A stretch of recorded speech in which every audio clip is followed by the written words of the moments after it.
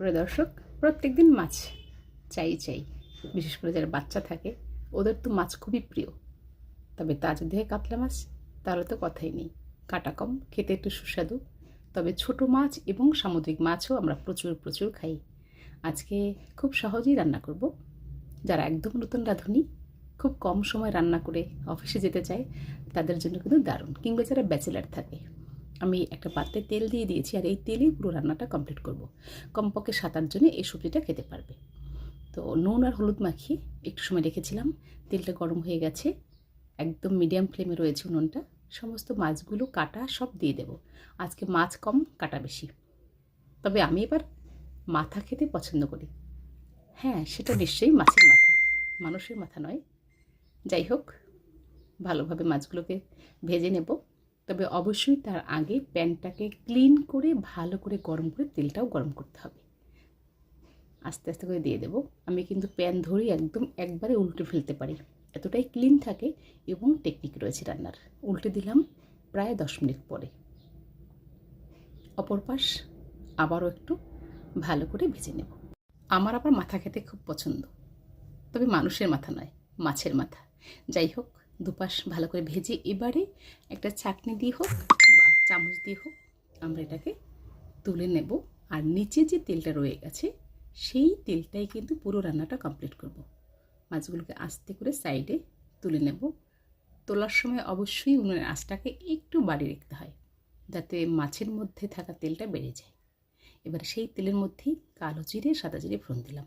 আর এটা যারা পছন্দ করেন তারা নিশ্চয়ই বুঝতে পারছেন, সাদা জিরে এবং কালো জিরে দুটোই কিন্তু শরীরের জন্য আমাদের বেশ ভালো।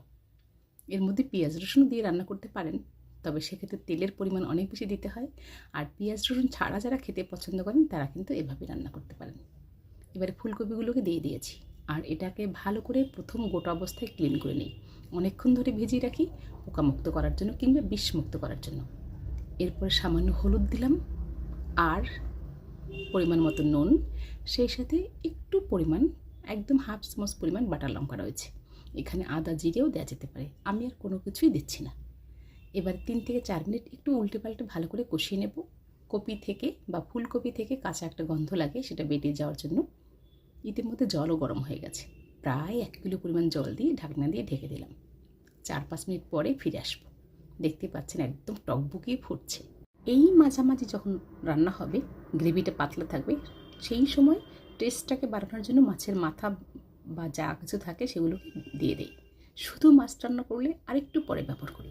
আর এই কাটা থেকে মাছের যে টেস্ট সেটা বেরিয়ে সবজিটাকে আরও বেশি সুস্বাদু করবে। দিয়ে দেওয়া হয়েছে। নুনটাকে আমরা একটু টেস্টও করেছি, নুন আর প্রয়োজন নেই, আপনার প্রয়োজন হলে দিতে পারেন। আর একটা মশলা এরকম করে কাচের কৌটোর মধ্যে একদম আটকে রাখি। এখানে রয়েছে একটু দারচিনি, এলাচ, একটু তেজপাতা থাকে, জিরে, গোলমরিচ, এটা গুঁড়ো করে এই মাছে রান্না করি। বিশেষ করে কাটা কিংবা ফুলকপিতে ভালো লাগে খেতে। কখনো জল দিয়ে বেটেও রান্না করি, সেটার কিন্তু টেস্ট একটু হলেও ভিন্ন, গ্রেভিটা আরও মাখো মাখো হয়। যাই হোক, ভালো করে নেড়েচেড়ে দিয়ে আবারও মিডিয়াম ফ্লেমে এই মশলা দেওয়ার পরে 4-5 মিনিট একদম টকবগিয়ে ফুটিয়ে রান্না করব। 4-5 মিনিট পরে ফিরে এসেছি, প্রায় কিন্তু হয়ে গেছে। আর এটা কতটা সুস্বাদু হতে পারে সেটা পরে বলবো। তবে তেল কিন্তু খুবই কম। কম তেল মশলায় রান্না খেতে হলে এরকম করেই খেতে হবে। সুপ্রিয় দর্শক, সময় থাকতে আমরা কম তেলযুক্ত খাবার গ্রহণ করলে অনেক রোগ থেকে মুক্ত থাকতে পারি। হয়ে গেছে। ধনেপাতা দিয়ে 4-5 মিনিট একদম দমে রেখেছিলাম ঢাকনা দিয়ে। দেখতেই পাচ্ছেন যেমন কালার তেমন তার টেস্ট।